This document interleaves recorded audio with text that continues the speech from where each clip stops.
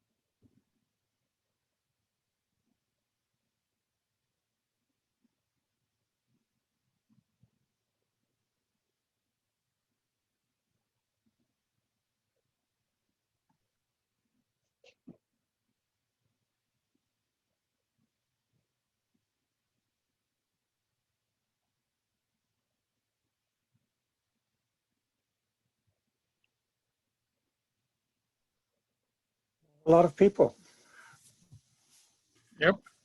Well, I think most people have joined. Yeah. Okay.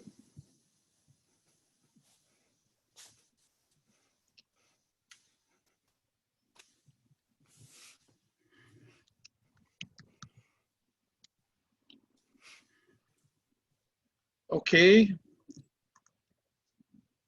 There's still some people joining. Let's just wait for a few seconds.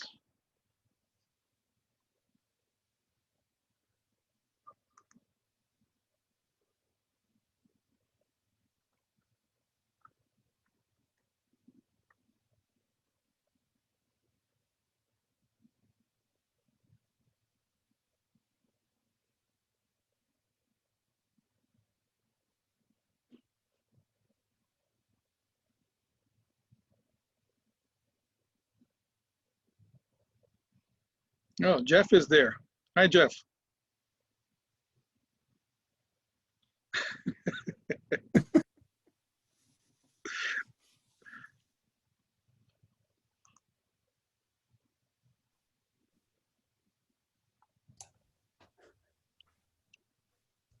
Now you can say something, Now Jeff. I can say something. Hi, guys. Hi, Rob. Good to see you.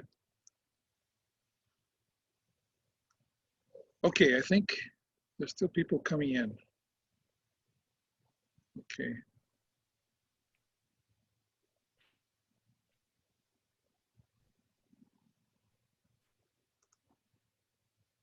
Okay, so it's 5:05. São 5:05. Bem-vindas e bem-vindos a todos. Welcome, everyone. It's a pleasure to have you all here this afternoon on Friday. Thanks to all of you for coming. Obrigado a todas e todos por estarem aqui conosco nessa sexta-feira à tarde, para essa homenagem ao Rob Walker, pela contribuição dele para a área de relações internacionais no Brasil, mais especificamente para a teoria internacional no Brasil nessas últimas décadas, na verdade. So this is a a roundtable in honor of Rob Walker for his contribution to the field of IR in Brazil, but also to, most specifically, to international theory in Brazil in the past few decades, since he's been contributing and participating actively in the intellectual debates and the academic scene here in our country. So this is a roundtable organized by the IPS Brazil network. The IPS Brazil network is a network of mostly researchers, both doctoral students, graduate students, and researchers from different institutions in Brazil interested in international political sociology as a field of study and as an intellectual project. So this is an occasion for us to recognize Rob's contribution to the making of and the formation of many of the people who are part of this network. His contribution also to the IPS project as a founder of the journal and a mentor for and a leader for this project within many international institutions, academic institutions, and also his leadership in the IPS scene here in Brazil, since he has been participating in workshops and in our winter school for the last, well, since 2010. So 10 years since we've been organizing doctoral workshops and the winter school, both internationally and here in Brazil. So for this roundtable, I'm pleased to have with us Tiago Rodrigues from Universidade Federal Fluminense. Thank you, Tiago, for being here. Tiago has been following Rob's work for a long time and is responsible for the translation of Inside Outside in Portuguese. So Tiago has a lot to say about his own contribution to the knowledge and access of most of us here in Brazil to Rob's work. So thank you, Tiago. We have also Natalia Felix from PUC São Paulo, who was a doctoral student here at PUC and also supervised by Rob, and now it's leading both intellectually but also institutionally critical feminist studies here in Brazil, and has participated in many IPS events. So thank you, Natalia, for being here with us today. And Victor Coutinho Lage from Universidade Federal da Bahia, who was also a student here at PUC, a student of Rob's, and is now Universidade Federal da Bahia, and he's also now at the head of the IR theory section of the Brazilian IR Association, and has also published quite a lot in theory, has organized special issues, and so forth. So thank you, Victor, for being here with us. My name is João Nogueira. I'm here from PUC Rio. And we have Rob Walker here with us, which you all know.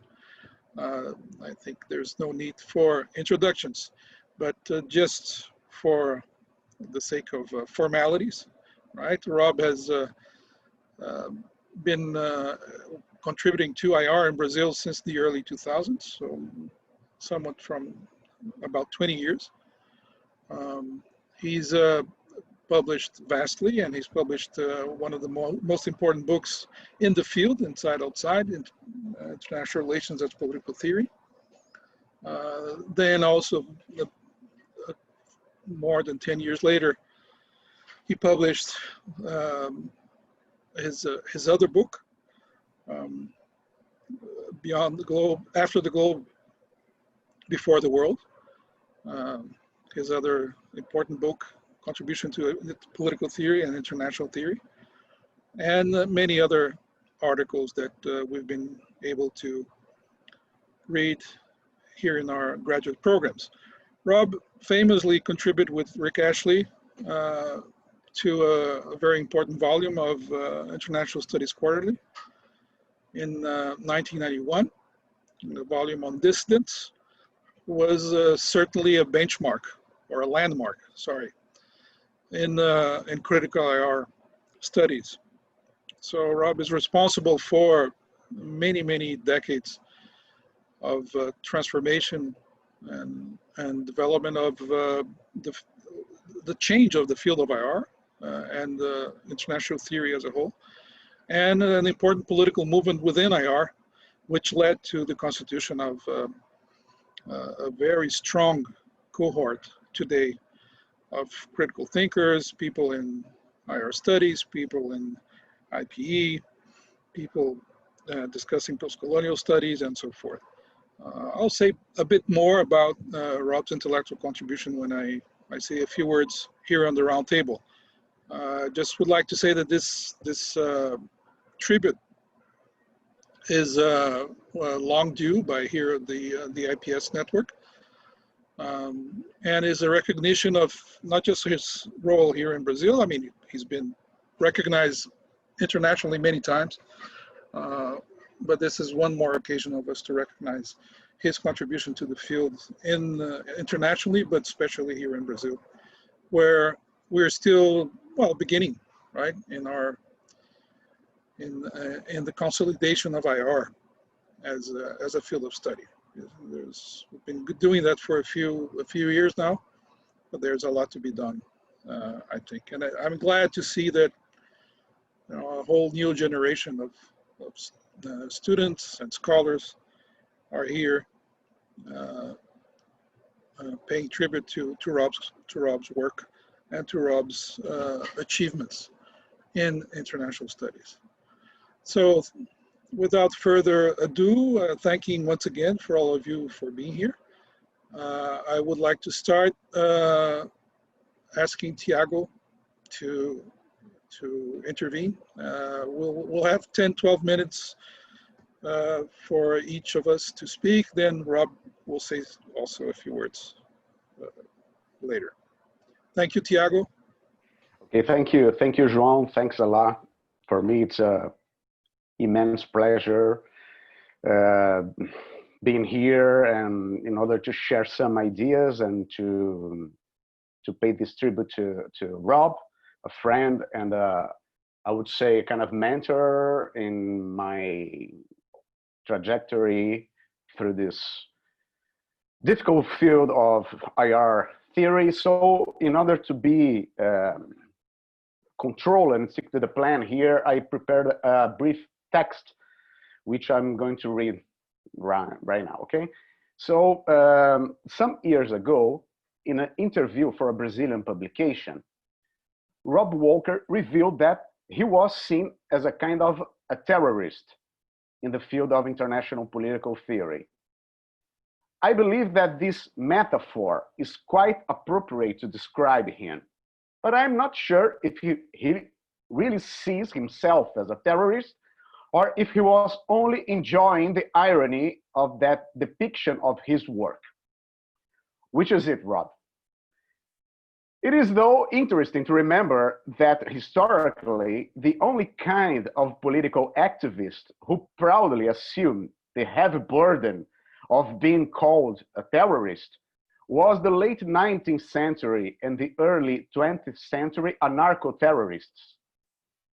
No religious fanatic, no radical nationalist, no bloody-handed tyrant has ever proudly accepted the purge. A terrorist is always the other, the enemy, the dangerous authority. Only the lonely, brave, proud, and usually unaccomplished anarchists, when in front of a judge or a screaming crowd, used to claim, yes, I am a terrorist and I want to implode your rotten system. But I've always understood Walker's work in an inseparable connection with his words, his lectures, and even the suggestions he has been generously offering me for almost a decade now. He was the one, for example, who told me to forget the Francophile word libertarian when I meant anarchist. And it was him that helped me to solve a terrible conundrum on a structuralist approach when he made me see that the work I was doing was a type of Calder's mobiles, moving and interconnected structures instead of a rigid framework. I thank João Pontes Nogueira for introducing me to Rob back in 2011, perhaps by being surprised, João, after meeting a guy, myself, who was also trying to think and produce contemporary IR theory in Brazil. So Rob's writing or spoken words in companion with his generosity and patience altogether produce what I see as Rob Walker's work. Then the word, concept, or idea that comes to my mind is not the one of a terrorist, but instead the older, vernacular, stronger, and perhaps ontologically bound to the concept of terrorism itself, which is that of heresy. Yeah, I am positive that Rob Walker has a heretic attitude toward international political theory. And that's inspiring. When I read or talk to Rob, I see a style, an aesthetical choice to be in this world, a decision to proclaim his work and life and his work, as an œuvre d'art, a work of art, as Foucault would put it. A set of different elements which subverts the actual poverty, not only of neorealism, but the reduction of the theoretical field of international relations, in contrast with the immense richness of global political issues. Walker's work makes visible an astonishing poverty, unveiling the oversimplified assumptions about the international and the extra, super, mega, mediocre readings of the so-called political classics such as Machiavelli, Hobbes, and Kant. Walker allows us to grasp how realists and liberals in international relations have managed to produce not a science, but a sort of boring and unprovocative secular religion. By decontextualizing and enforcing an absolutization of some ideas from modern Western political theory mindset, IR theories came up with a bunch of dogmas, such as the supposedly unavoidable anarchy of international system or the concept of state as an actor. Dogmas barely sustained through a load of self-references, historical examples, cherry-picked to fill in the blanks, loose quotations from the Holy Fathers, Machiavelli, etc., and the anti-scientific attitude par excellence, a complete lack of interest in a much more multifold empirical reality. Wait, does not mean that I relish on positivism. Au contraire, the amusing irony is that realists and liberals love the reality they produce sitting in their fancy offices at the Ivy League universities, widely known think tanks, and eventually some advisory committee to a president, a defense, or a state secretary. Then, by a complex sociological process, their books and articles travel the whole globe, reaching every single corner of the earth, up until the naivete of young IR students and IR professors is decisively tainted by the force of IR's theory on soft power. Soft power, this concept of Joseph Nice that everybody knows, that could be easily described as Gramsci's Hegemony for Dummies. Walker's work is meant to desecrate IR theoretical churches. Sometimes Walker does nothing more than revealing the most obvious of things. But as Brazilian poet Augusto de Campos states, only minds are capable of seeing through the obvious. And it's only after this bright mind's achievement that the obvious become actually and collectively obvious. Take the inside-outside duality, for example. Walker talks about the obvious and most important thing. The foundations of IR theories are nothing but a chapter of the basic modern constructor of an internal political environment meant to be safe in opposition to an external and dangerous environment when the war and the danger of violent death is always on the brink of an assault. Walker shows how this rationale emerges in synchronicity with modernity itself and its concepts of individual interest, sovereignty, and alterity. More importantly, Walker displays the misuse of the early political theories and how their work has been violated in Walker's own words as a methodologically incoherent but politically powerful set of theories about the international. This makes me wonder if Walker desecrates the fellows who had previously violated the Western political philosophy tradition, so could he be seen as IR version of Martin Luther? Maybe no, but I will stick to no. I don't think he's IR's version of Martin Luther because differently from a theological reformist, Walker has burned all churches down in order to help us to see the political theory cemetery hidden below them for a century of institutionalized Western discipline. He is then a heretic to all sacralizations. Keep the flame alive so we can think international politics through different means. Unfortunately, IR theology is a difficult enemy to fight.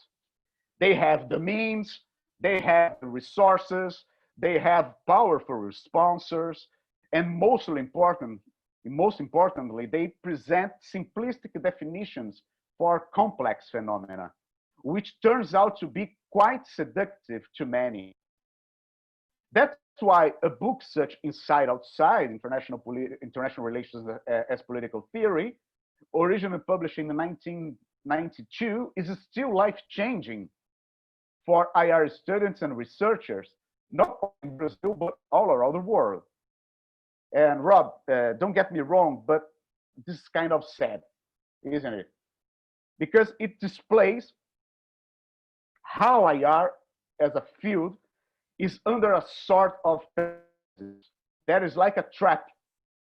IR mainstream has succeeded in sticking their critics in a meta-theoretical snake pit, sometimes fighting themselves over petty debates and standpoint theories, while the Kissingers, Kagans, and Cohens are still there, commanding not only foreign office, but IR disciplinary structures through positions in international studies associations and high-impact journals. Will the book Inside Outside be obsolete someday? I hope so, but not yet, brother. This is why we worked together and worked hard to launch a version of this book, the version that João has mentioned, which I had the honor to collaborate for the translation process in a whole. The Brazilian Inside Outside came to light in 2013, 20 years after its publication in English. And just as a counterpoint, just to see as a counterpoint, every single one of Francis Fukuyama's books has been published in Brazil almost at the same time they appear in English by the same publishers that also published Paulo Coelho's books in Brazil. Okay, one can say that Walker's writings is dense, and that's true. If you don't want to be shook to your core, well, buy a Stephen Waltz book for Christ's sake. Walker's books are composed as an articulation of essays, transcripts, articles, like an arrangement of notes from different lines in a music score. That might not be a metaphor, since Walker is also a musician and an expert in jazz and contemporary music. I would dare to say that his books are like albums, arranged and modified after a set of previously released singles, in which Walker experiments in new ideas, new sounds, and dissonances. In times when people produce and sell music and ideas in pieces, tweets, and catchphrases, maybe Rob's books might sound like very, very long plays. Yet, they are not unfinishable Pink Floyd albums, but a collection of the Clash songs. At least this is how Rob Walker's writings look like or sound like to me. In a country like Brazil, where the colonial mindset is still hegemonic among IR scholars, Rob Walker's continued presence remains crucial and is still insufficient. We could always have more of you, Rob. This roundtable is important not only to celebrate your work, Rob, and your influence in Brazil, but also to thank you for provoking our political imagination in an era of the utmost political conservatism. Rob, in Brazil, we are not many, but you are definitely not preaching in the desert. Thank you. Yeah. Thank you, Tiago. Now we have Natalia.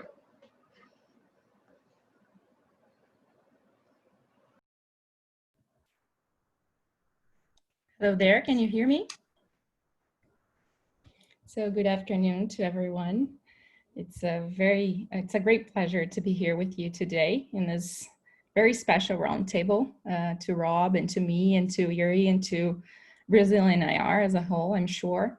And it's an honor to be able to share some memories, share some experiences I had with Rob here with you. So I would like to thank João very much for this invitation and all of the ED students and scholars who have been putting this together, and thank Rob for having me in this roundtable. So I will read my talk. I was worried I would extrapolate the time I had if I started to wander around here in my thoughts. So I decided to put them on paper a bit in order to get them organized. I hope it makes sense. So at first, I thought of many ways to start this intervention that wouldn't make it too autobiographical, too personal, too private.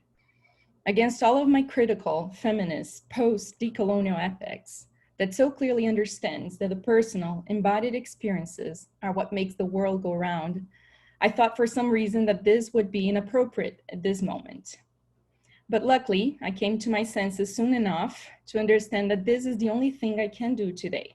After all, everyone that is with us here this afternoon, I'm sure, have already extensively read and been impacted by Rob's work. Most certainly have been his students, his peers, or have had the opportunity to exchange powerful ideas with him in many different settings. So what can I say that you already don't know or that might bring a contribution to this celebration? So I'll just exchange some memories with you of my encounter with Rob that might do a little bit of justice to the impact I believe he has had, both in my particular story and in the unfolding story of Brazilian IR. Well, for starters, I must say that for me, Rob is much more than an academic, a brilliant mind of our times, and a central piece of our much desired and yet much despised field of international relations. Over the last decade, he has been an idol to me, a professor, a mentor, a host, a friend, a drinking buddy, and even a father at some moments. He has made me angry a few times, I can't deny. He has asked me the deepest, darkest questions about myself. In doing so, he has permeated many aspects of my life, my thoughts, my personal and academic figure.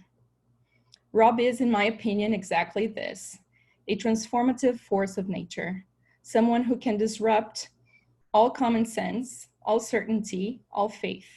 He can put your deepest seated anguishes and beliefs in check. I can say that it is from the ashes left by my encounter with Rob that I found my way, the only way I found to be in academia. And for that, I am forever grateful. So as a way to do justice to our unique encounter, the encounter of Rob and I, the encounter of Rob in Brazil and IR, I decided, as you can see by now, to be as personal, as autobiographical, as private as possible. Following the first inspiration that came to my mind when I thought about this moment, I decided to give a title to my tribute, To Rob in Provocation.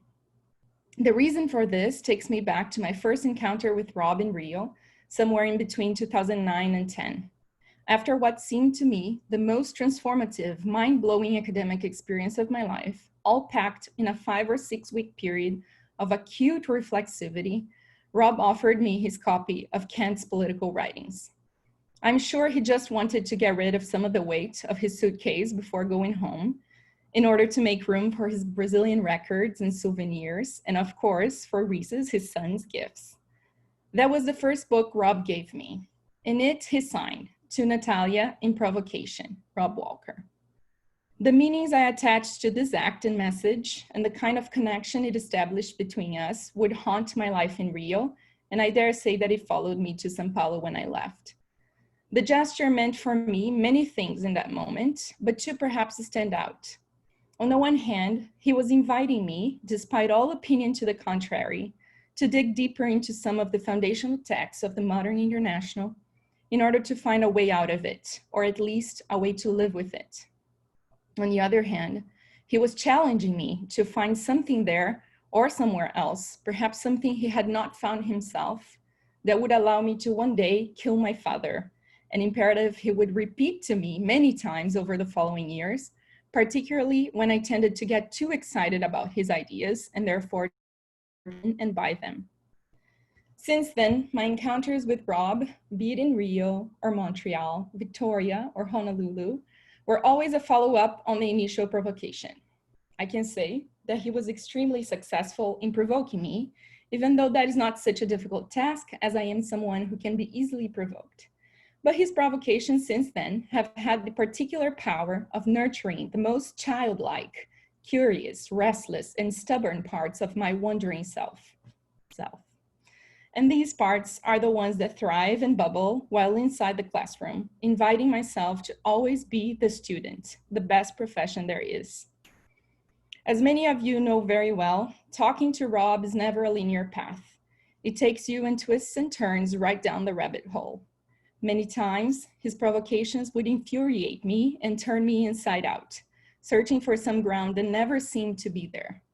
But they were never boring or expectable conversations. They always brought forth some parts of me that I can't say were there before these encounters. I can't say that being supervised by him was an easy thing. On the contrary, these tended to be profound experiences of frustration and excitation, all wrapped up in a few hours of very hard to decipher signs. Instead of saying, this is good, this is not good, follow this path, or don't follow this path, look in here to try and find what you're looking for, or don't look in that direction, he would say instead, don't look at the sun or you'll get blind. If you can't divide by 100, divide by 1,000. You're such a romantic. And other perhaps less resonant catchphrases that I haven't managed to shake off yet. In fact, as the time went by, they seemed to acquire new and wonderful meanings, so much so that I often find myself giving these twisted advices to my students, and even to my husband at times. Although I do try to explain them better, to my students because I have this nurturing imperative that I probably get from having Cancer as my rising sign, and a very hard time dealing with their puzzled, desperate faces, the faces students have when trying to find their research question. In these years I've known Rob, I can't count how many times I watched him talk about Kant, Weber, Plato, Aristotle, Hobbes, Machiavelli, Beethoven, music, astrology, and zodiac signs, wine. By the way, the best wines I ever drank were certainly in his company, bringing forth some of the best conversations I had. The list could go on. As you can see, it is a very Western, white, male, cisgendered, heterosexual, and elitist list in many senses. To be fair, he also pointed me towards the works of Ashish Nandi, Cynthia Weber, Robbie Shilliam, Mustafa Pasha, and so many others that are today part of my background. But yet, these lists open to me the possibility of being a critical post-decolonial feminist theorist. That is the thing with Rob's interventions. They help you dig into your own set of beliefs and common senses to find what you're really willing to accept. In the absence of solid grounds, you must build your own set of tools to face such a violent, crude world we share and live in. Rob has allowed me, and many of us, I'm sure, to find these tools. After watching his 100th rendition of what are the limits, borders, and boundaries of the modern international, I can say with absolute certainty that they were all different performances, which produced 100 different opportunities for me to think through the things that I find most relevant. And I am sure that what connected us since the beginning was our convergence around the importance of thinking through these things in a very intellectually serious and yet profoundly embodied way. Despite of his very erudite and wordy way of writing and talking, Rob's performances are extremely passionate and visceral. Having said that, I can completely understand why he has repeatedly rejected being named or labeled by any fixed categories. And don't try to call him Robert, because as he once told me, only his mother called him that. So I won't try to wrap up this unfolding memoir of our encounter under any single sign, and under any single or fixed sign. I have no grand conclusions to offer. My encounter with Rob is a work in progress, as I am sure is the encounter of Rob with all of the Brazilian thinkers. I am sure that he has helped to nurture an entire generation of bold, pretentious, cocky Brazilian young Gaillard scholars that, like me, won't be told what to think, how to think, or why to think.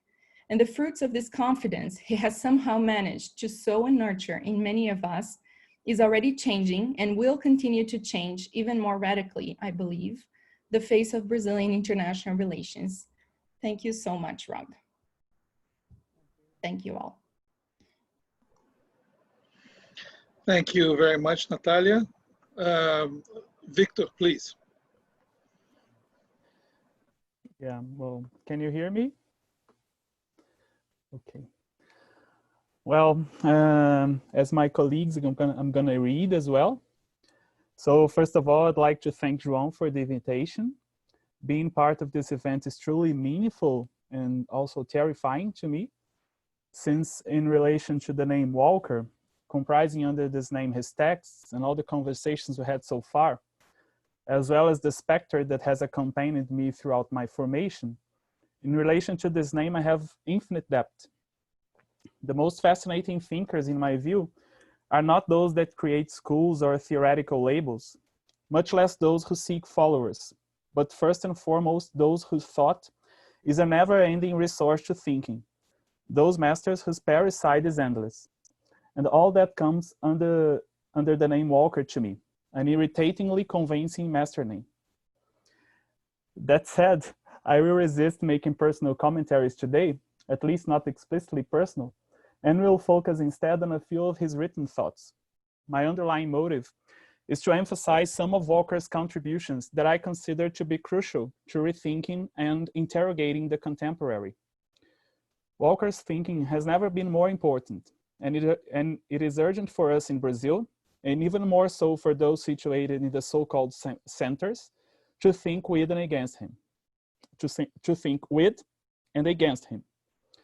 The title I give to this brief speech is the following: Dissonating Walker, or Compositions and Silences for Disharmony to Come.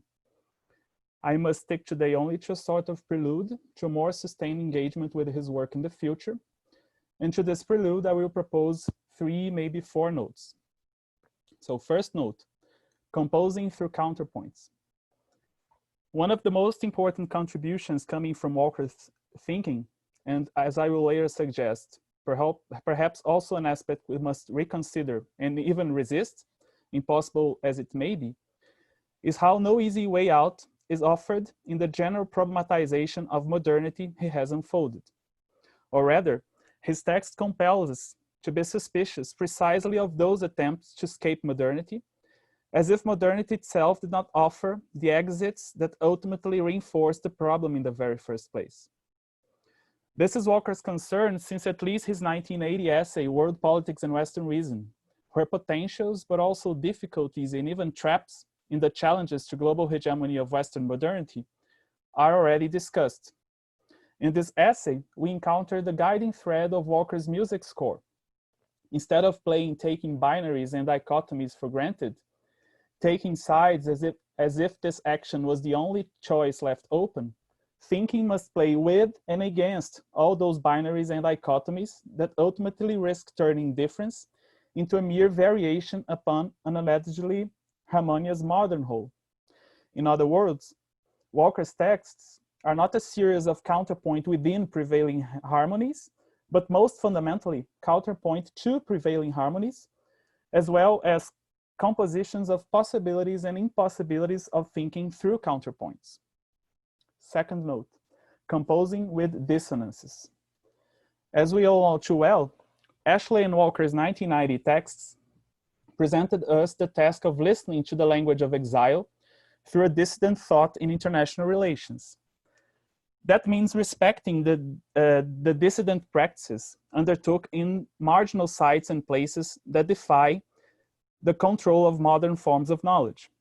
The prelude to that task advances an attitude of radical skepticism that enables an also radical problematization of the figure of man and of how modernity marks off marginality with words such as, I quote, darkness, disorder, irrationality, terror, anarchy, and I would add periphery. In order to respect the dissidents, one must embrace the listening of peripheral compositions, those that generally resonate as dissonances in relation to what is taken by central sites and places as harmonious wholes. Listening to the language of exile means therefore composing otherwise, which sounds as composing not against or even for, but mostly with dissonant subjectivities, not as a way to harmonize or orchestrate them within given modern forms, but as a way to strengthen the force of a melody that radically questions what counts as a modern man. On that point, I think our compositions must be made, continue to be made, with and against Walker's. So let me play 2 further notes on that. Third note, composing by making silences deafening. Walker's insistence on the necessity for us to be attuned to European thinkers from the most diverse areas of knowledge, but above all, to be attuned to his beloved triad of modernity composers read as political theorists, Machiavelli, Hobbes, and mostly Kant, may sound Eurocentric to many readers, and perhaps it is. Nevertheless, this insistence amplifies one of the attitudes articulated in his texts and his teaching that I consider fundamental to critique, and even more so nowadays. This attitude could be formulated in terms of one of his many mottos that I rephrase as, we need to know the center twice as better as it knows itself. It is crucial, as Walker states in the Theme of Gulliver chapter of Inside Outside, to treat historically constructed conceptions of space and time not as, I quote, some uniform background noise, or, as I quote as well, abstract ontological conditions to be acknowledged and then ignored, end of quote. As another of his mottos tells us, abstractions kill. Ignoring that, and ignoring the multiple, complex, and ever-changing modalities through which modern conceptions of space and time work, as if these interrogations were merely abstract, theoretical, as opposed to allegedly practice-oriented and instrumentalizable knowledge and action, leads to an incapacity to grasp their deadly melodies and the conditions under which they constantly reproduce discriminations, very often in the name of freedom, equality, and democracy, that silence alternative ways of composing worlds. Hence, being sensitive to the work of abstractions is an indispensable move to a critique that aims at turning silencing practices on the limits of modernity into deafening exercises of power, authority, and discrimination. Fourth and final note, but also another prelude for compositions to come. To me, Walker's most unique contribution to contemporary theorization, and one which is still underexplored by his interpreters, myself included, relates to what he has elaborated as the doubled outside of the modern international and the aporias constitutive of modern politics. In his words, I quote, "The modern international works through the authorization of three sites of authorized discrimination, at the boundary of the modern individual subject, at the boundary of the modern sovereign state, and at the boundary of the modern system of sovereign states," end of quote. At stake, it is again the problematization of what counts as human anytime and anywhere lines undrawn. To put it differently, what is the human composed of, and which humans are authorized as composers? Walker's contributions are crucial for those concerned with the practice of discrimination articulated on the limits of modern politics. As he acknowledges in Despite All Critique, he has for long written, I quote, about boundaries from a position that is itself grounded within a boundary, most fundamentally between the great constitutive oppositions that have shaped modern accounts of what it means to think about boundaries, end of quote.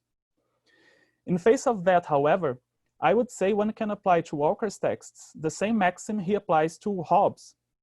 Once we accept his assumptions, I quote Rob talking about Hobbes, "While we might play out endless variations, no other harmonies and rhythms, no other timings and spacings are possible," end of quote. Walker composes texts as a piano player who is suspicious about the instrument and the music scores. The piano, as he notes in Despite All Critique, is, I quote him, "the most important technology of modern music and measure of both musical and political authority," end of quote. The variations of problematizations coming from the interaction with his keyboard is endless for sure, but the risk posed to passive interpreters, listeners, and further composers is to always end up taming dissonances within the limits of the piano. I'm not suggesting we should merely switch instruments. That scape would soon be brought back to the given possibilities of the available combination of scales one would be willing to dismiss in the first place. But we could perhaps play otherwise, composing also with other traditions of thought, other peripheral composers, other instruments as well. As I observed earlier, the need to play otherwise is precisely one of the main notes played by Walker, and I think this is where one must need to move with and against him. Yes, I agree with him when he says, I quote, "The modern international still sings the scales, but on an artfully flattened keyboard," end of quote, of one of his recent texts. But I would say we would narrow the possible variations if we keep playing the same keys, compositions, and composers, oscillating only between cycles and errors, one God and one history. Again, I'm not saying we do not need them, quite the opposite. I'm rather suggesting that they are as indispensable as insufficient for us to understand the double outsides of the modern international, and for us to understand what could be encountered once and where their operation is suspended. Plato wanted to banish music that could undermine the reaching of a unified political order, since he knew, as Walker quotes him saying in the Republic, that, I quote, "Never are the ways of music changed without the greatest political laws being moved," end of quote. For quite another movements of music and of politics to be conceivable, we should perhaps amplify John Cade's words when he says that The doors of the music should be open to the sounds that happen to be in the environment. With these doors open, one can encounter peripheral gods, histories, cycles, and arrows, and much else to compose with. This requires conventional music to be at least suspended, so that the disturbing silences and noises can be heard as sounds of a radically democratic disharmony to come. Supplementary note, unfinished postlude. I must say that for me, and I think for most of those who had the chance to meet Walker in different stages, those that had the chance to encounter multiple Walkers, dealing with his texts comes as almost inseparable from dealing with his non-written thoughts, the ones exposed in classes, in lectures, in conversations, and in conversations after 3, 4, or 5 caipirinhas com açúcar, according to his very best Portuguese. I'm infinitely in debt to all these multiple Walkers, and I'm sure my attempt at a never-ending parricide will keep at play as I compose my thoughts and compose myself with and against you, Rob. So thanks for being irritatingly convincing.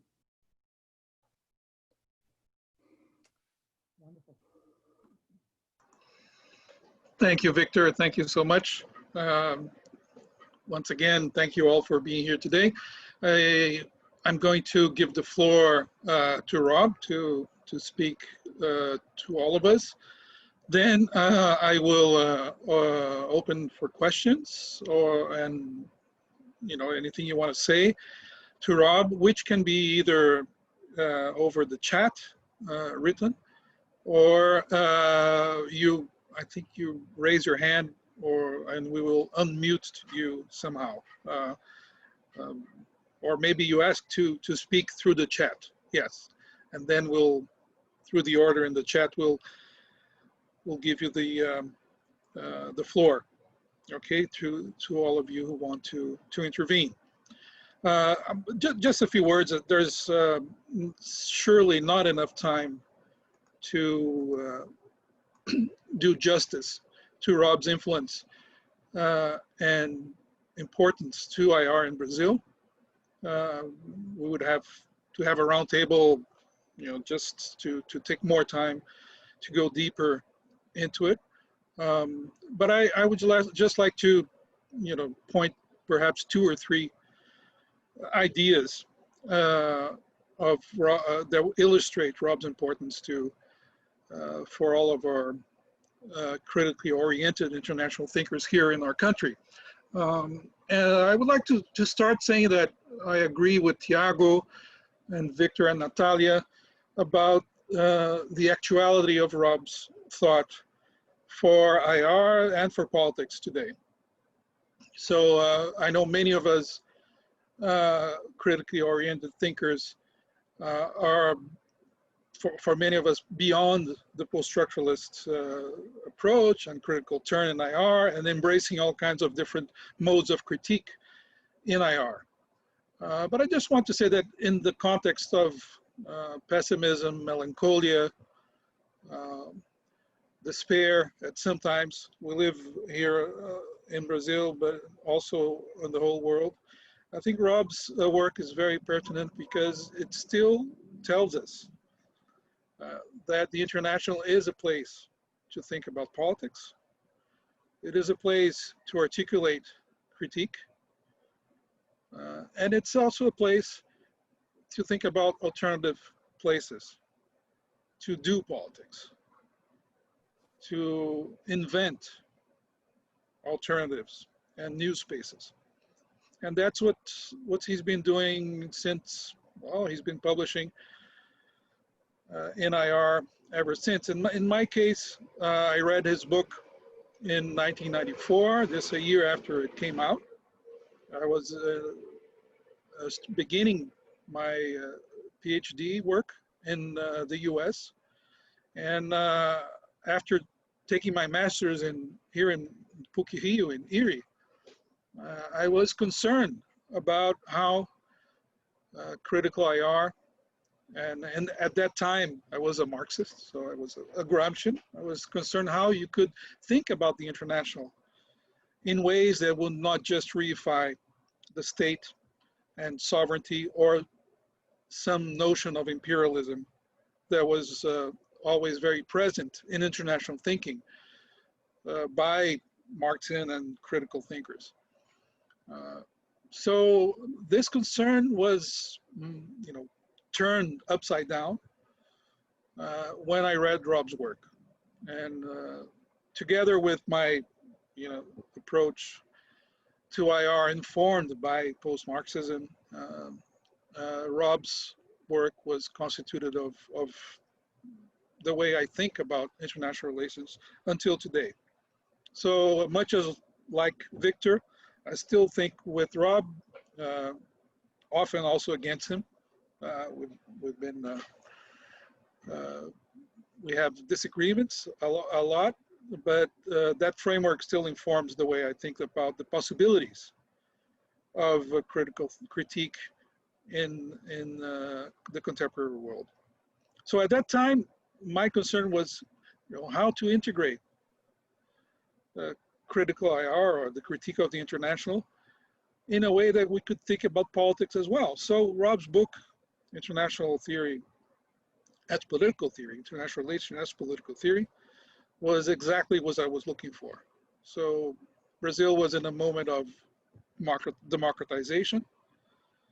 The field of IR was beginning to get organized here in Brazil. It was organized mostly by exiles coming from abroad after the amnesty here in Brazil. So, and this is the case, of course, here in PUC as well, but in many other places, in São Paulo, right? Many people who were, in clandestinity, in the opposition, etc. They came to the field of IR to try to organize it and to think about the issues of democracy, the issues of development, and how to think about Brazil in the world in a way that could be more autonomous, more independent, less submitted to its semi-peripheral role. So my experience in IR was the experience of a field that was forged in a moment of profound transformations in the country, in the struggle for democracy, for equality, for radical democracy sometimes, for democratic socialism at the time. We still believed in that. Perhaps we still do. And alternative ways of organizing politics and development. So in that way, to meet Rob's work that transformed the field into a field that could think critically about politics from the international, as opposed to a field that was very conservative. If we look at the mainstream IR in the 60s and 70s, even in the 80s. So a field that struggled to think about change, struggled to think about issues of democracy, equality, justice. So Rob's work came to open a whole new agenda of political thinking from this very peculiar, strange site, which is international relations. And I'm not just talking about Brazil, I'm talking about IR in the whole world. So this is no small feat. Of course, Rob was accompanied by Rick Ashley, Campbell, many others, Shapiro, many people who are part of that movement, that revolution in the field. But I have to say, and I don't want Rob to be too convinced about his marvelous qualities, but he was the guy who had the political insight to articulate the approach, the critical approach to IR as a political project. And I think IPS as a journal, as a field, where we can think today institutionally, academically, intellectually, critically in IR is a result of those efforts by Rob. But before that, even before that, lots of things in the 90s happened thanks to Rob's intuition, his tact for institutional politics, but also his tact for thinking about what's new, right? What can provoke people? Taking Natalia's theme of provocation, not just provoke and alienate, but provoke and attract. So Rob attracted a lot of people around this challenge to rethink IR as an interesting place, as a place of innovation, as a place of non-dogmatic critique. So this was very attractive to us here in Brazil, because on the one hand, Brazilian IR was engaged with change in the country since the transition to democracy. So I still think IR here in Brazil has a different trajectory than in many other places. It's a trajectory marked by, you know, those intellectual inspirations that led to the profound changes in the country in the 80s and 90s. But also, IR in Brazil was still very influenced by conventional thinking in IR, by geopolitics, by the notion that autonomy means somehow strengthening the state, reinforcing territoriality and sovereignty, making claims over some kind of, you know, Brazilian identity that should be cultivated at all costs. So all these issues that were common among the left, not just among, you know, the more conservative areas in Brazil. Today, conservatives, of course, have a field work bringing back geopolitics and sovereignty, right, to make claims over the Amazon and so forth, and criticize globalism. But at that time, the future, if there was a future, was with progressive politics, was with, you know, what became the left. And my concern, since I was in the MA program, was to try to, you know, criticize from the left the sovereigntist mode of thinking about politics, because I thought that was a trap that would compromise democratic project, you know, the transformation of social relations in the country, and a more interesting articulation with international problems. So Rob's work was ideal for us. And I have to say that my good friend Nizar Messari was, you know, the person who at first invited Rob to come over to Rio and teach back in 2003 or 4, I can't remember, I think it was 2003. And the two of us said, well, you know, we have to engage in what Victor was saying. How do we think critique from the periphery? You know, how do we engage with this critical thought, which, you know, is of course referenced in Western political theory, with IR as an American field of study, and so forth. But how do we do it from here?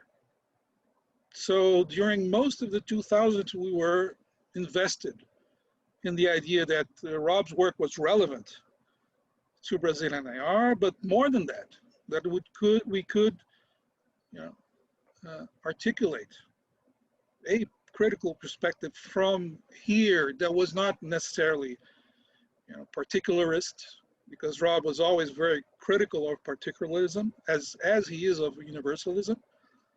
So his work was very important to do away with old antithesis, right? So if we need to criticize IR because it's Western, because it's American, because it's Eurocentric, sure, but it's not enough to claim another particular identity for a Brazilian IR that doesn't engage with the contributions of critique that try to be transversal to the problem of sovereignty, to try to question exactly those lines that so often divide us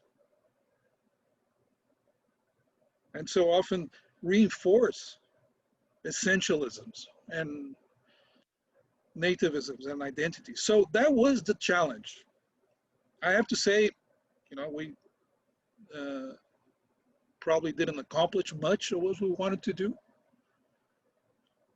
intellectually and academically, but I have to say that seeing, you know, Tiago, Victor, Natalia, and so many other people who are here today engaged in this same process is the materialization, the concrete materialization of that same project in many, of course, in many different forms and ways, that was inspired by, you know, our contact with Rob's work. So that is his legacy, I think. And it's a legacy that has to do with this, you know, important intellectual project that has informed the way we discuss critically about international issues today, and that has been taken over by the new generation of Brazilian theorists, IR theorists, with a lot of vigor, but still also an intellectual project that might help us to rethink critique in order to overcome melancholia, pessimism, perplexity that we live in today, because that's the task. We have to rethink, how do we do critique? We have to be able, as Rob would say, to think about new spaces to act.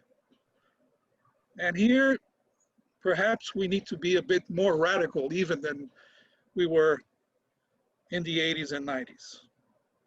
And here, perhaps we have to think how Rob transformed the field against all odds. When, you know, the stuff he did and the others did was marginal, was the object of, you know, all the panels were in the ISA were in some distant room in a different building where nobody would ever go.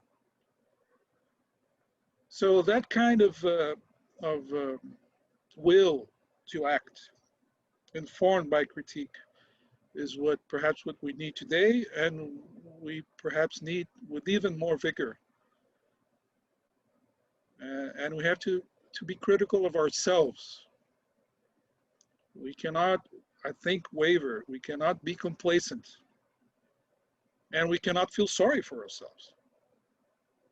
I think it's the moment to invest in very vigorous intellectual work. And Rob is certainly an example of the persistence, you know, the courage, the unwavering engagement with what he thinks are the serious issues of our time. So thanks, Rob, for being here today. Thank you all. And I now give you the floor. We'll have me in tears here in a minute. Thank you.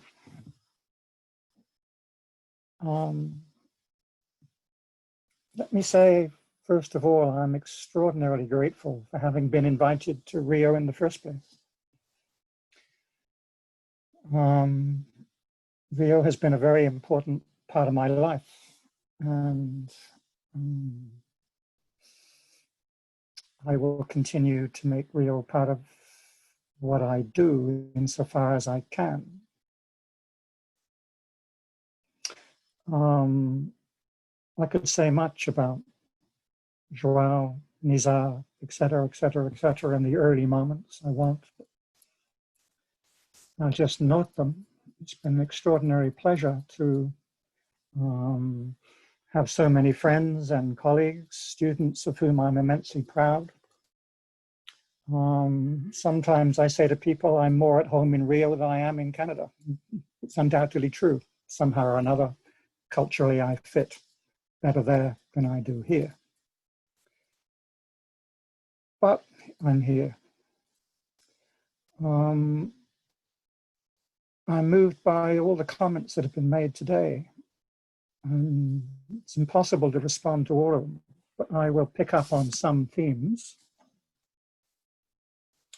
I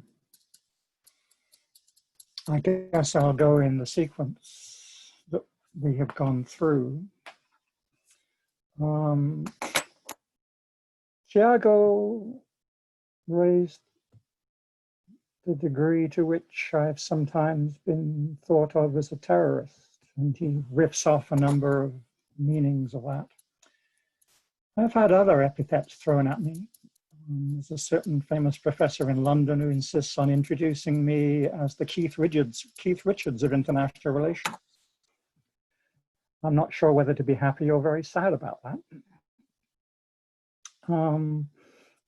A heretic? Well, okay, I'm happy with that. But he's raising the question of whether there's some irony in the way in which I might accept some of these labels.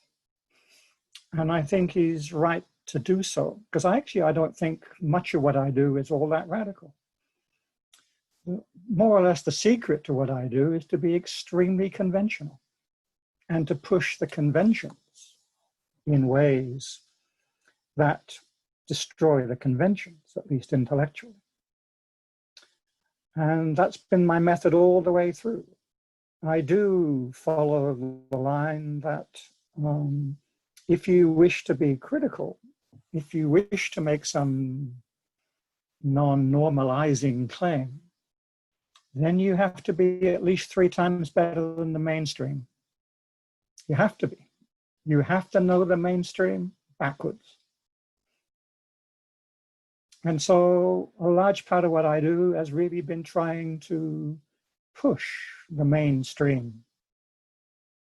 Not because I like it, but because I'm intimidated by it. I think it's really intimidating. Whatever you call it, the modern, the capitalist, the West, it's a big deal. International relations as a discipline is just one tiny little symptom of something much bigger. And I'll come back to that. So sometimes I've thought of myself as playing the emperor, the boy who says the emperor has no clothes. But many of the things that I'm most famous for are written in that kind of style. The emperor doesn't have any clothes, but it certainly has big guns. There's not much there, and yet there's a lot there. One of my constantly repeated maxims: never argue with a fool, because no one can tell the difference. But by God, the fools are certainly in power, and they certainly have all kinds of ways of maintaining themselves in power. But you can't play the game of attacking the fool. You've got to go beyond the fools to understand what makes the fools possible.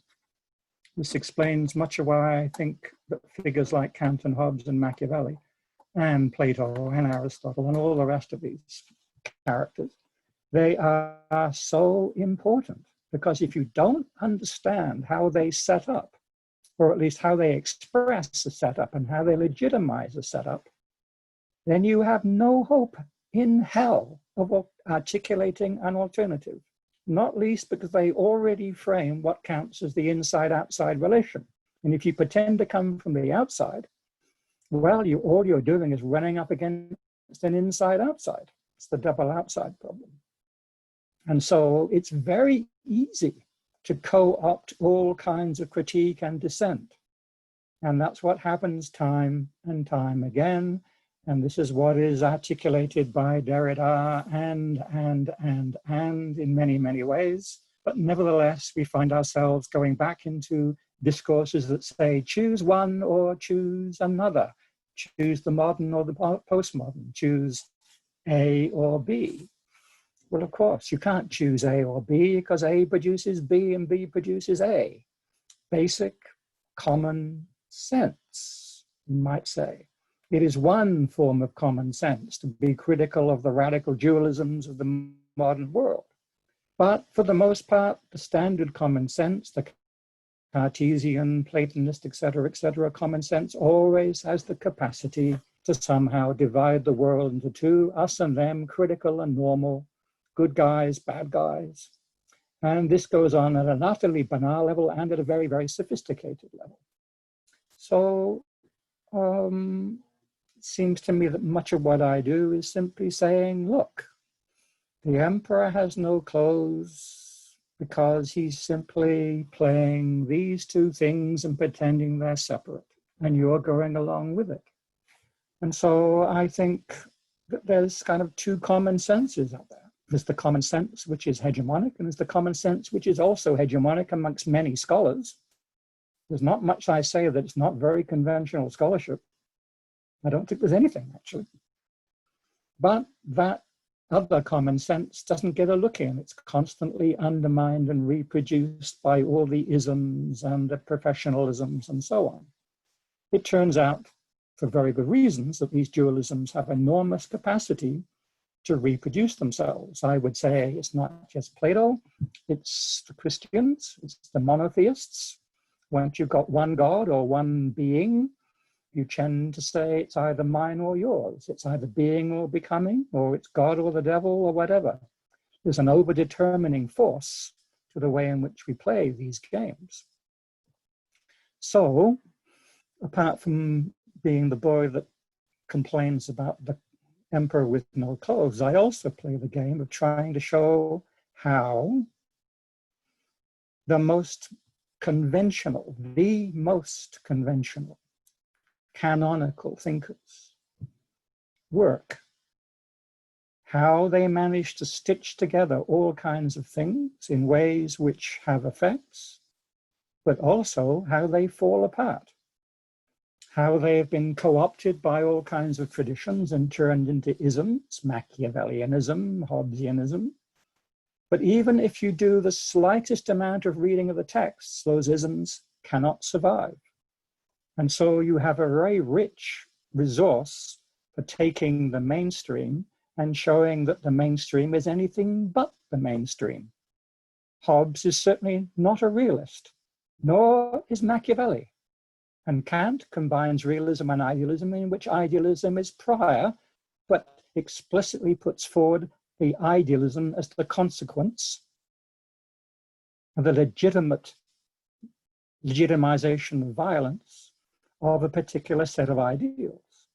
If you start to get into the heart of these canonical thinkers, you see how they work, how they set up the possibility of opposition in ways which reproduce the center.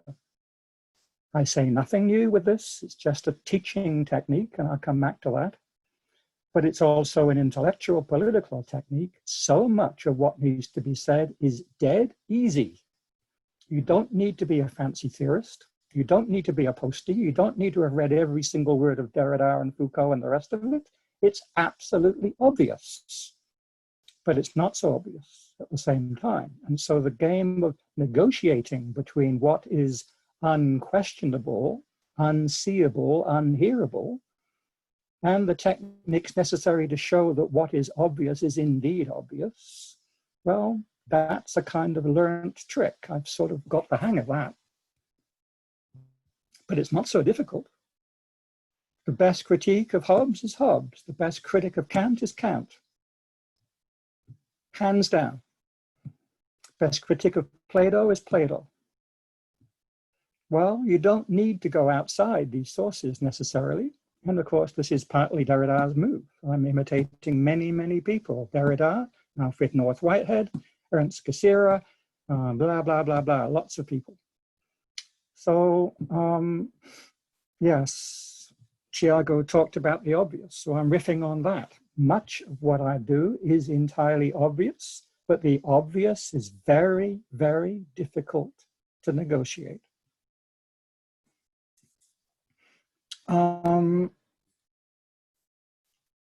The other thing I would say is not just that I read these texts, these canonical texts, as texts.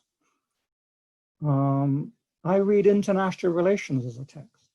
I don't for a moment think that international relations as a discipline has got much explanatory power.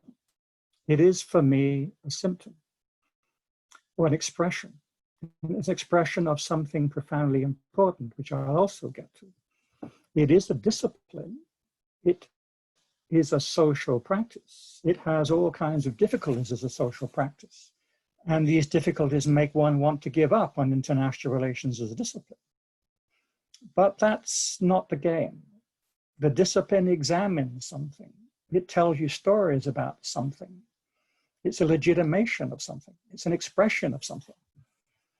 It's expression of a problem, really, and a series of answers to that problem. And so it's very interesting that no one outside the discipline takes international relations seriously. It's the great silence in modern critical thinking. Everyone rebounds to nationalism of one kind or another, or they rebound to humanism of one kind or another. Whereas international relations, of course, is the field which examines the relationship between nationalism and humanism, the human and the citizen. It plays the game of trying to understand that problem. Of course, it doesn't understand that problem. It simply takes it for granted. It looks at the consequences, so-called anarchy, so-called violence, war, and all that stuff. It doesn't look at the problem. The discipline is incapable of examining its problem. In this respect, it's not unlike most economics or many other disciplines. You have to accept certain things for granted and then go on and do something. But the things these disciplines take for granted, well, this is important. International relations might be a discipline amongst other disciplines. It's actually the context in which all modern disciplines are framed. All modern disciplines in the social sciences and humanities are framed through the international. How then do you expect one particular discipline to understand it? It doesn't, it can't. It has to do everything in its power to refuse the significance of what it's doing. And I'll come back to what it's doing. Italia, it's the provocation. Yes, I like provoking. Provoking is cool. You've got to have some fun in this business, otherwise it gets really depressing. So provocation, it's both existentially interesting and it's deadly serious. My motto here is you can take a horse to water, but you cannot make it drink. You cannot force people to accept certain conclusions. You can only get them to understand for themselves what a certain problem is. So secondly, I'm in the game of trying to focus on questions, not on answers. I'm kind of influenced by very conservative people like Collingwood here, actually. Questions, problems. What counts as the problem? Whose problem? Why is it a problem? What are the consequences of framing problems one way or another? How do certain framings of problems become established? How do they get set up? So I tried to teach, and I would say in some respects, most of what I do is involved in teaching. I think the comment that it's difficult to read my texts unless you've actually done some of the classes I've taught, because much of what I say has been verbal, not written. And it's difficult to put those two bits of me together. And so you see from a distance the texts, but most of those texts are actually based on classes I've taught for 40 years. And, you know, I've basically worked through texts and problems and stuff in class. It's important that I don't teach IR. I teach political theory and I teach philosophy of science. And I used to teach cultural studies. So teaching those things enables me to formulate certain conceptions in ways which students find provocative. And I really can't operate that easily unless I've got people in front of me and I can gauge their responses. When they say, oh shit, or help, or so that's boring, or that's obvious, or whatever. I find the teaching thing to be absolutely crucial. And so what you see in the text is really the result of teaching, but you don't see the practice. So I love teaching. I hate writing, but you've got to write. And That's how it goes.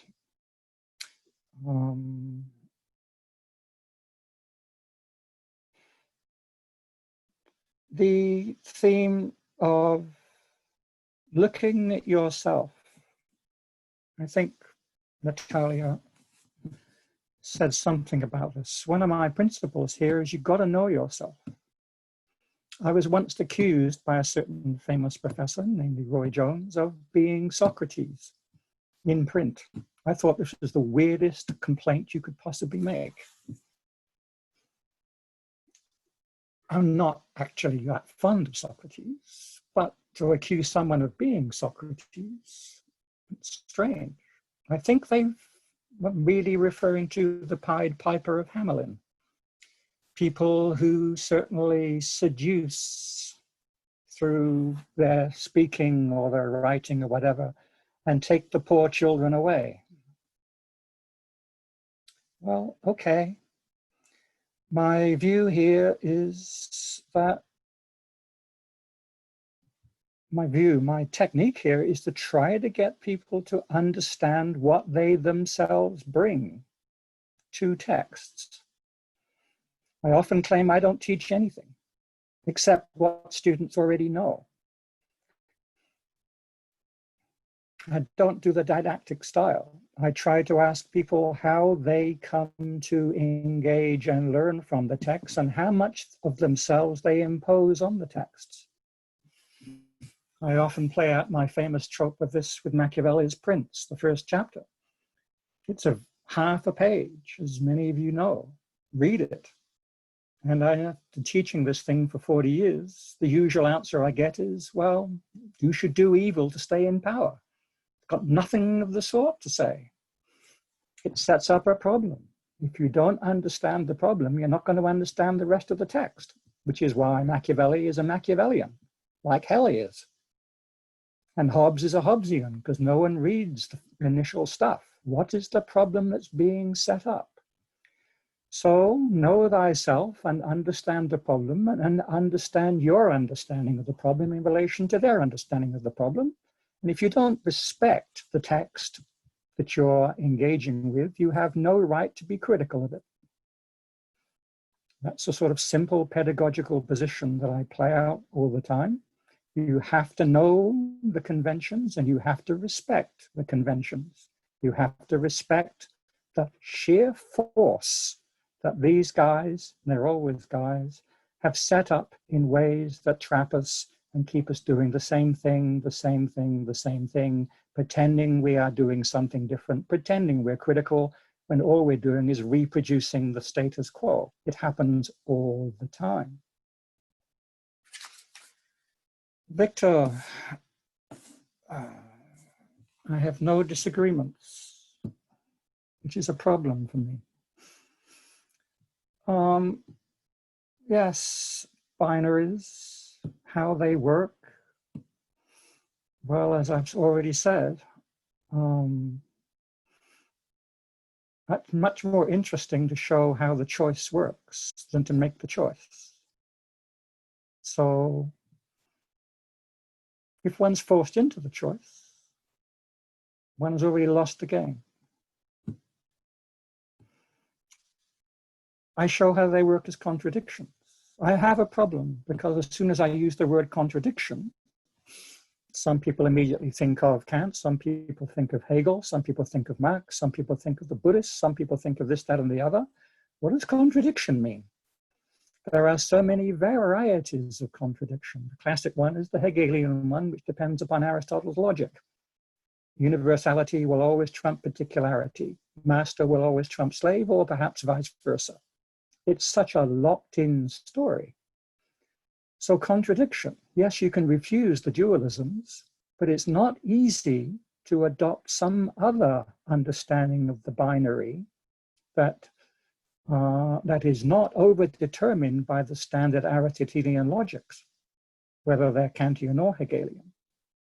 So I think there's actually a very serious problem here. It's clearly necessary to be deeply skeptical of any choice which is given to you as a binary, but it's very difficult then to think about alternatives to the binary. And we're easily sucked into the Kantian, Hegelian, or even Nietzschean readings of these situations. And I take it that this is an intellectual / political problem which is common to much of contemporary philosophy as well as politics and certainly of international relations. Let me just say something about the Eurocentrism. I have two favorite essays I wrote. They're important to me, they may not be to anyone else. One of them is the World Politics, Western Reason article, which I wrote over 5 years in the mid to late 70s, really published in the early 80s. And it became really a meditation upon the influence of Edward Said. It's really an attack on Said. I didn't have the language to do it.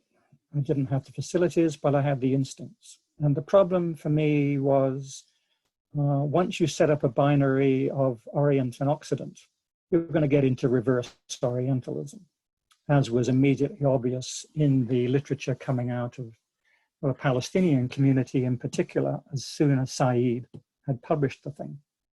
So this drove me to yet another re-engagement with Kant and the significance of immanent critique.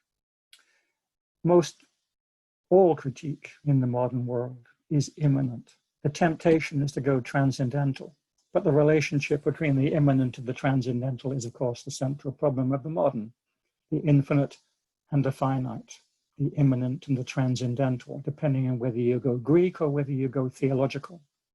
So there's a real problem here. There's a problem that actually is embedded in the very concept of critique. And here we have the double outside. I agree with Victor. Actually, that's a very important concept. It's not mine particularly. It's, again, obvious. But it's not simply an inside-outside problem. There are always two insides. And there are then two outsides. And I've written about that, and you can think your way through it. But this does create all kinds of problems for anyone claiming to be post anything, to be post-colonial in particular, because as you want to articulate an alternative, you come up against the extraordinary capacity of the modern subjective position to simply define you as the irrelevant outside. You become translated into the internal outside, the outside which is acceptable from within.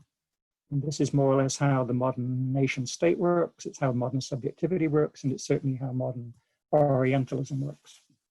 So there is no clear and easy route from some simple outside to some simple inside.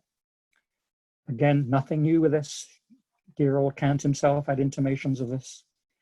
But it does give all kinds of problems to people like me who come precisely from the tradition of immanent critique.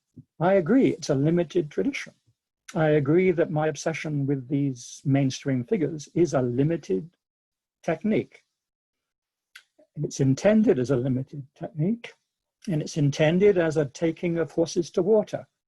From my position, from within, I can show how these figures set up a whole array of politics which makes it very difficult to criticize, or rather it encourages certain kinds of critique. It's inadequate. It's a very serious problem because that critique takes the international system as its external boundary. It is the dogma which enables critique to be distinguished from dogma within the modern world. International relations is not simply a discipline. It is precisely an affirmation of the limits of the human.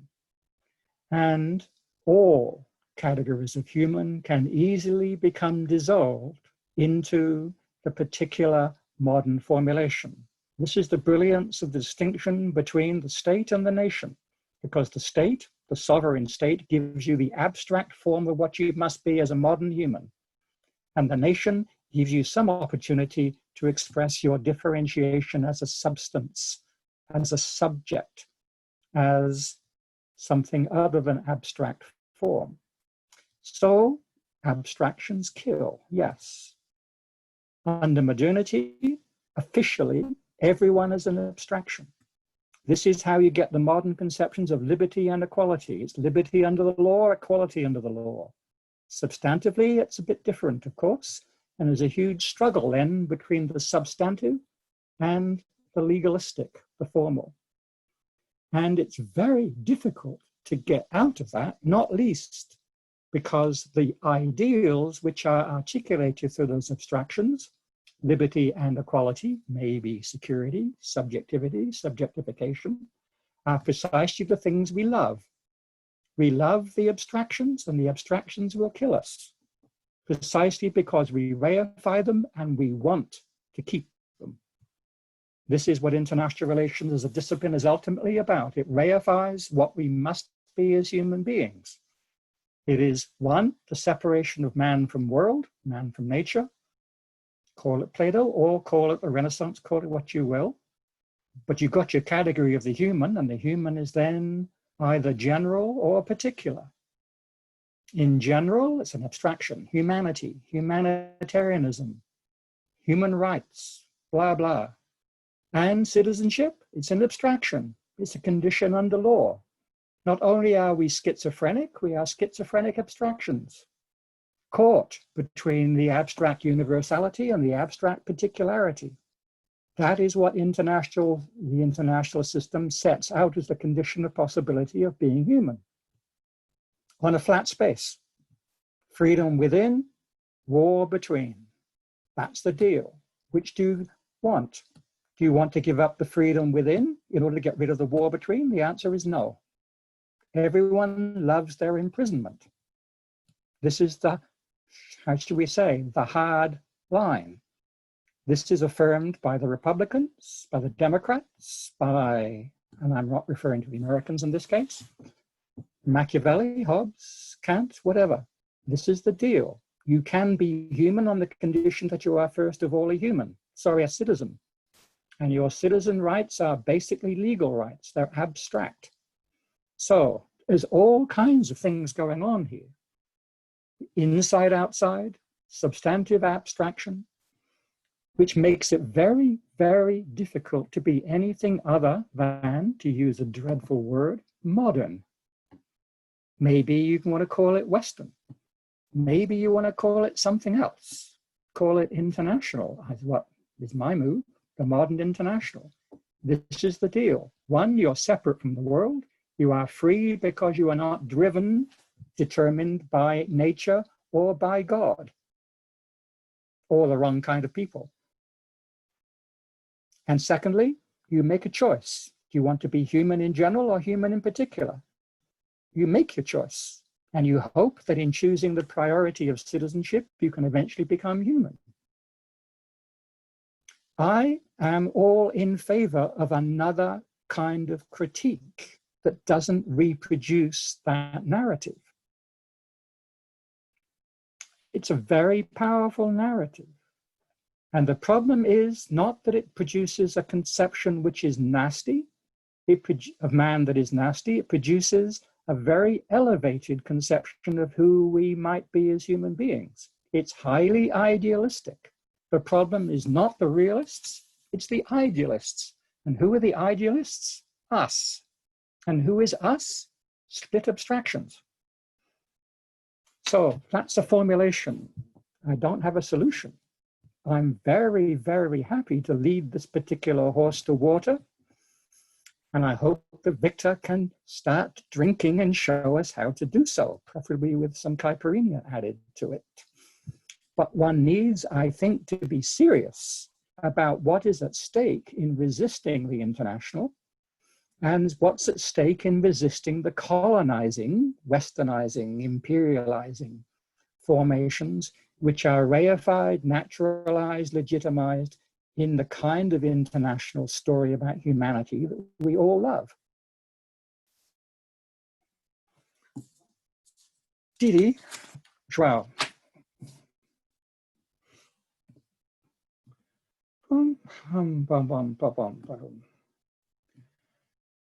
I can't read my own handwriting.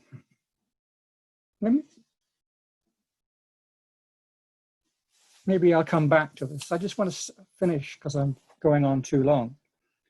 The one thing I would say is, just speaking very personally, I have been extraordinarily fortunate for a long, long time in the people I've engaged with.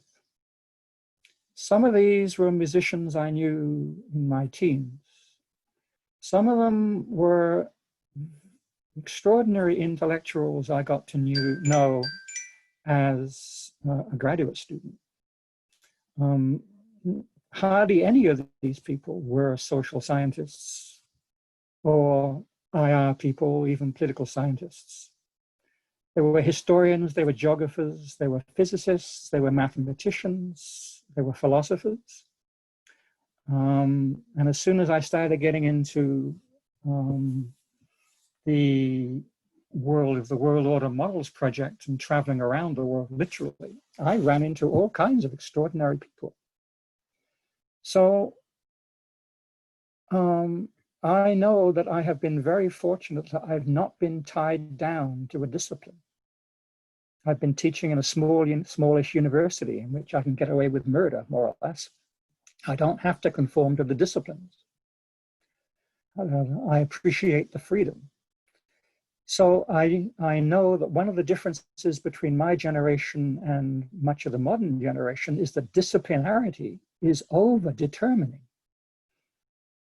The need to professionalize, the need to publish and all that stuff is terrifying.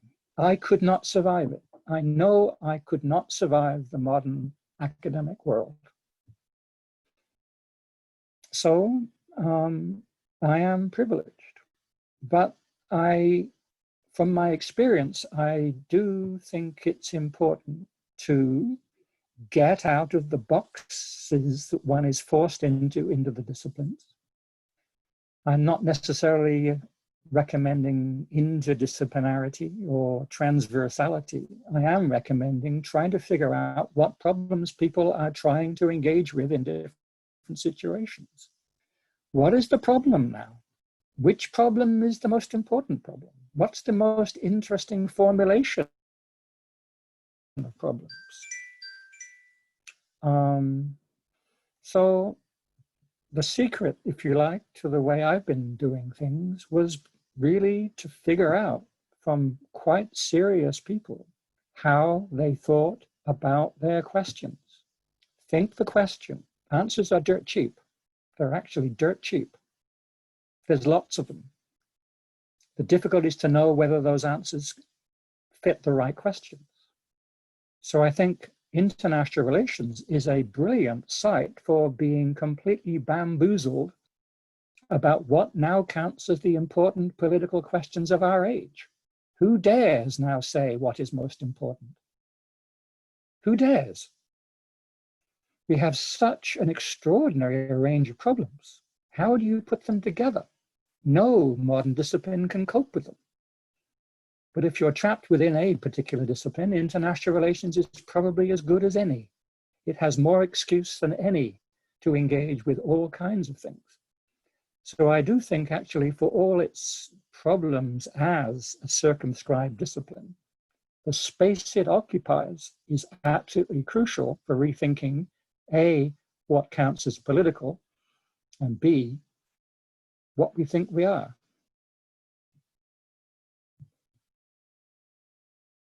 Is that enough? Thanks, Rob. You're just a little bit over time. So Sorry. Someone's trying to get me. now I'm go. Are you done? No, I missed many things, so sorry. That's okay. Now I'd like Renata, please, to read for us who is in line for questions, please. Hi. So now we have Marina Sertan as the first person, Manuela Viana in second, and then Joana. Where is Joana? I don't see her. Here, Joana Cordeira in third place. So I think I will unmute Marina first. Sorry. Okay, here. Does it work? No? Oi. Yes. Hi, Marina. Hey, everybody. Oh, first of all, thank you so much for all your wonderful contributions. I have been thinking about Victor's fourth point, the compositions to come, in the kind of dialogue or the way Rob thinks politics along with music.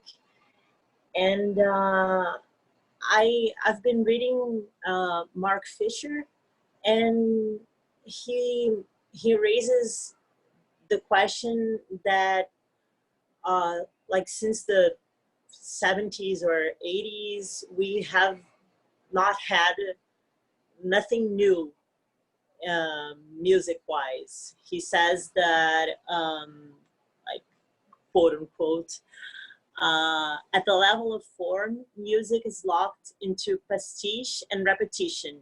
He says that he makes a point that the last big revolution in music was electronic music, that we have not had anything since that you listen and you think, oh, that's something completely different, that while you're trying to get music out of something completely different. And he argues that this lack of novelty translates to our political horizons, that we have not had anything new since the 70s and 80s as well, that we've been trapped in neoliberalism and in thinking that maybe a strong welfare state might be the answer for our problems. We've been kind of stuck in that thinking, and I don't know if that's like too much of a millennial thing for me to think, but it instantly brought me to the way music has, to the way media in general has been opening up to more voices, maybe to the way Beyonce can talk about police brutality in the halftime show, the performance they do in the US. I don't remember the sport. But I kind of want to say that we've had a lot of things new. We've had a variety of voices being added to our media in general, and we have had representation, and maybe we're not recognizing that. And that brings me to Victor's point that we ought to bring more instruments to our compositions. And I don't know, if anyone wants to comment on that, wants to comment on these ways of bringing different and more diverse instruments and voices and perspectives to our thinking, maybe I'd be grateful. Sorry for rambling. I would say, I don't know Mark Fisher, but I would say he's not a very critical guy, because he's playing into the convention that novelty must be a repudiation of everything else. That is to say, is playing within the particular cultural formation in which we understand novelty and change in a particular way. It's a progressivist model. And you could get into all kinds of debates. When was actually the last time there was a musical innovation? Perhaps I would say sometime in the mid-17th century,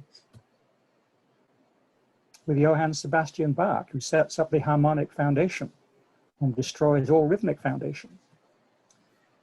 The only thing we've had since then is the refusal of that particular position and the celebration of the possibility of alternative rhythms, and especially the possibility of recognizing the frailty of the distinction between sound and silence, and in moving out of music precisely as a harmonic structure.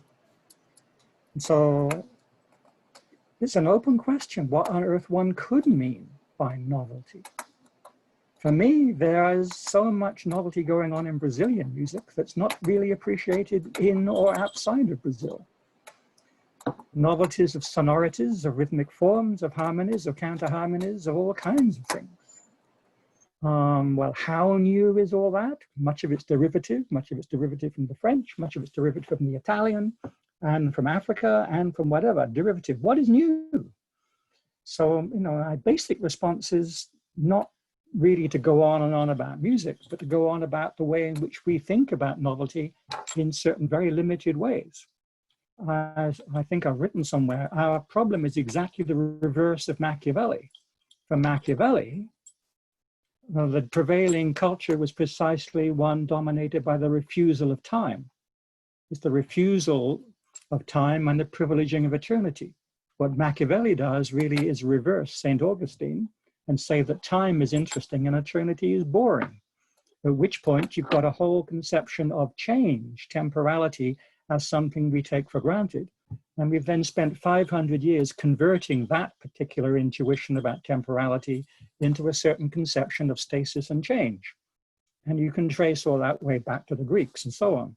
But nevertheless, you're trapped within it.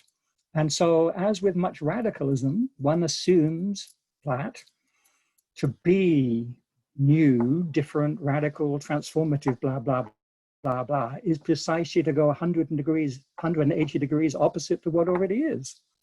It's not that way at all.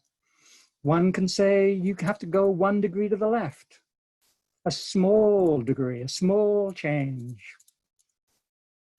It's not necessarily the micro versus the macro, but it's to be aware of the degree to which we're all persuaded that things must change in such a way that you effectively have a revolution. Well, revolutions are a disaster, generally, if we think of them that way.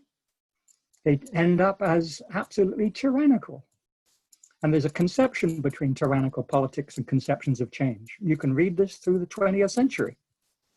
So I think that actually it's a misreading of what's happening in music, because I think there's a lot more going on, including the recuperation of all kinds of things and the refusal of the harmonic structures affirmed by the piano. And I don't think the electronics is necessarily the only thing going on here, or anywhere near the most interesting. But secondly, the analogy with politics, I think, holds. We need to wean ourselves from certain understandings of what would count as change, what would count as progress. What drives me crazy is that people complain about the certain progressivist narrative, which is central to the West, and then talk about the progressivist narrative as the way out of the problem. I think you've really got to rethink the time and space, spatio-temporal categories in which one is thinking about what one does. And that's not easy. We're easily seduced into the old and the new, the left and the right. Well, at the moment, the right is the Revolutionary Party. And they're doing it in the conventional way. It's in ways which have been done by the left before. The problem is the way. So I'm with Plato on this. If you think musically in a certain kind of way, you're going to end up with the same kind of politics. And we've seen how that works out culturally. We've seen how it works out politically. We have to be a lot more imaginative in thinking the spatio-temporalities we're engaged in. Does that help?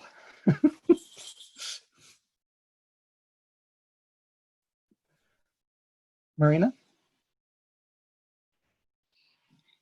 I think she says yes. Okay.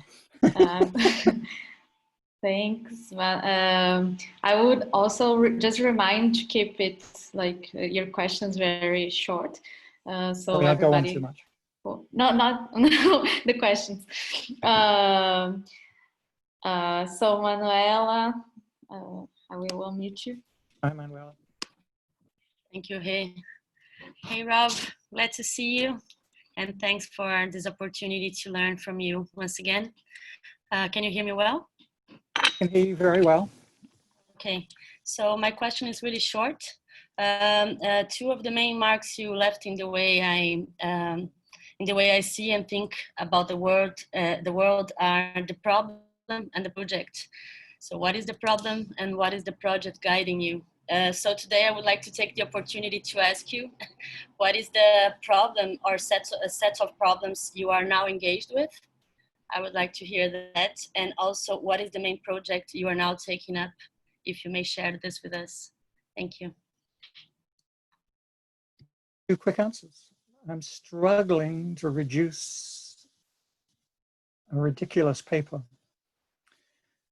which I wrote for the forthcoming Oxford Handbook on History and International Relations, on the topic of origin stories in international relations. I wrote a 10,000 word version. I've been instructed to cut it to 7,500. And I find cutting my words out of what I've said to be extremely difficult. It's like cutting one's children's throat. So I'm down to 8,100, and I might get it down another 101 and send it off.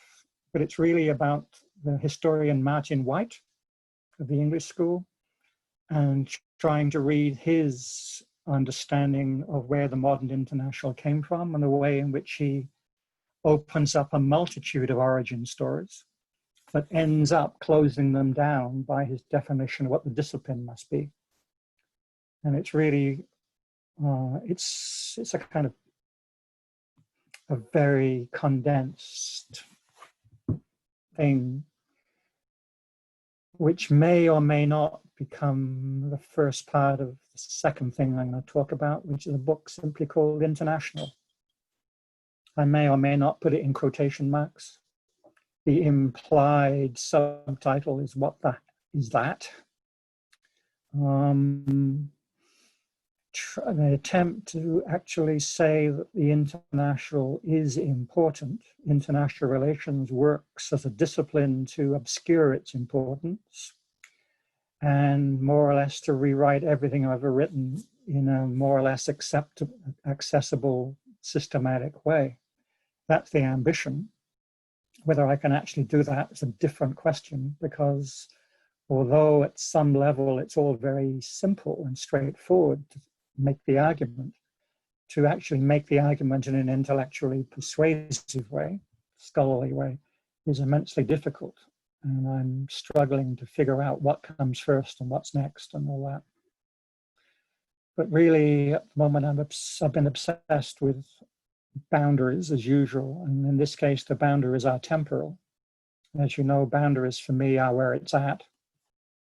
It's the complexity of understanding how contemporary boundaries are being articulated spatially and temporally, and how they're disaggregating and all that kind of stuff. But I'm at the moment trying to work through this way of understanding origin stories and the way in which the discipline picks and chooses certain kinds of origin stories in ways which are absolutely ridiculous historically, but very persuasive as disciplinary groundings.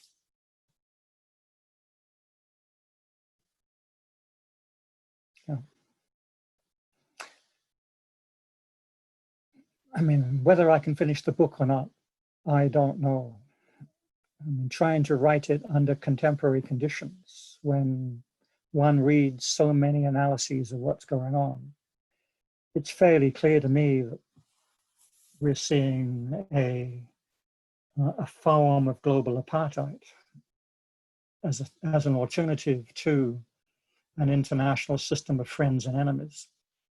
But you're not losing the friends and enemies. So you've got the combination of a global apartheid and a friend and enemy, and it's all occurring within a spatio-temporally differentiated context. And how to make sense of all that, I don't know. But I have some intuitions, and if I can actually be inspired enough to think it through by focusing on the boundary question, I shall be happy.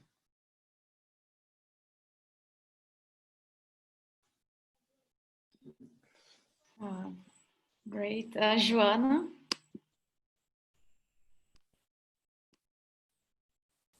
I don't know. Okay. I did it. Okay. Thank you, Renata. And thanks, everybody. It's great to see everybody, even Victor. And I just wanted to say that, well, first of all, that I think, just on a personal note, I think Natalia's presentation was dead on and brought so many emotions back. And but my question would be somewhat related to João's comments and to some comments that Rob already made, and to some personal comments as well. And it's related to what is the politics, what's the political project, right? And but I'm not asking you directly what is it that the project is. What I don't think your project is a project of a very common project of scholars from the so-called center that go to the periphery and in order to empower peripheries. I think you're far from that kind of political actor. And also, on the other hand, I always hear you talk about how I've been to Hotel Ukraine in Moscow and I stole this glass. I went to Zimbabwe and I criticized Mugabe. I spoke to a multitude of thousands of people in India. I did this, I did that. I went all over the world trying to see interesting people and see what they had to say. So is that, would you say that that is related to an attitude, a political attitude related to, or your political attitude would be centralized, would revolve around vulnerability? So what do you have any, my question is, what do you have to say about vulnerability in your politics? What's the place of it? Thanks.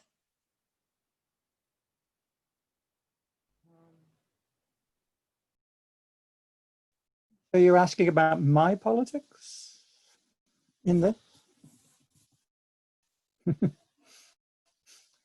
Because, as I say, I've been lucky and I've learned. My politics are effectively twofold in this context. One is to lead people to water, to try to get people to understand certain things and not reproduce the same old, without telling anybody what I think the answer is, largely because I haven't got a clue what the answer is.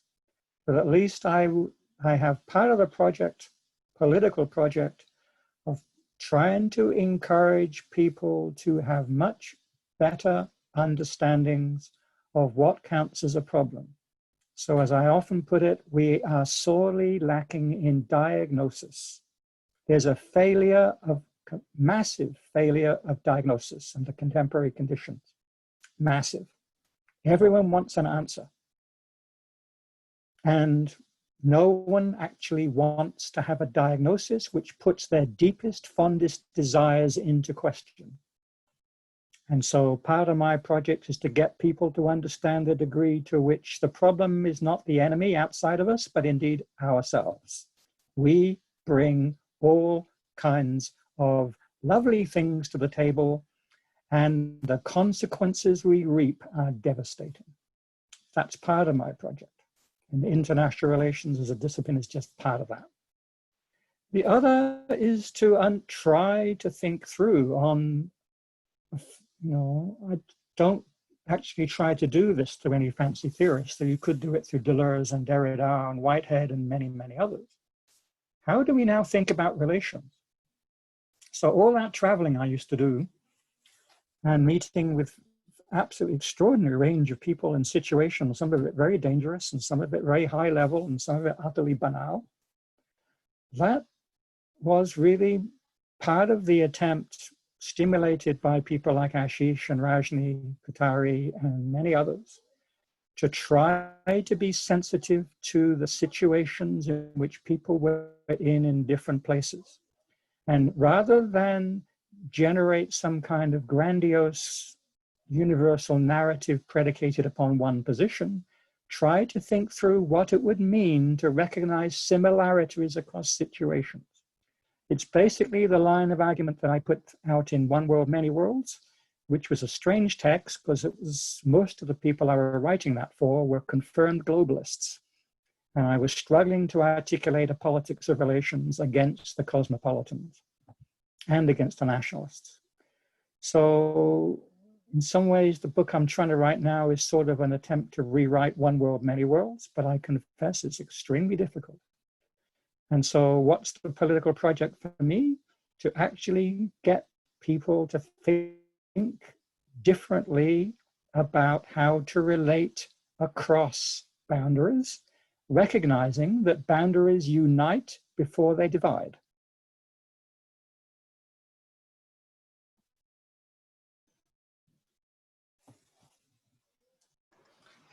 Thanks, Rob. If you want to add anything. So we're past our time, so it's a bit after 7 o'clock. If there's anything else, I think we can close here. I would like to thank, first of all, the people who made possible this session. So Vinicius, Renata, Chico, and Mariana, who are here helping us with the IPS Brazil network. And of course, I would like to thank very much Tiago Rodrigues, Natalia Felix, and Vitor Lage for their very generous and enticing comments and observations and remarks in this roundtable today. Thanks very much to you guys. And of course, thanks to Rob for being here and spending time with us. And thanks to all of you who were present today through the virtual space, through the ether in a Friday evening.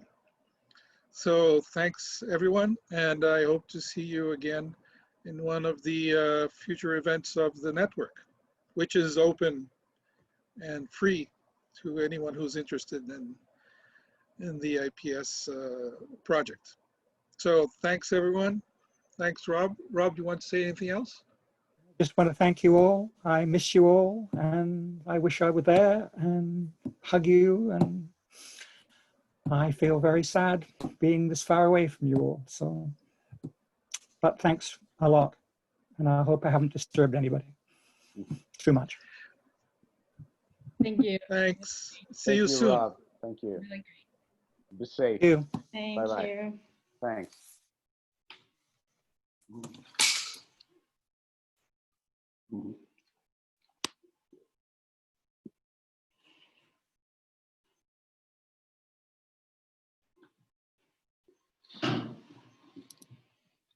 Vou ter que ficar aqui, então. Acho que não.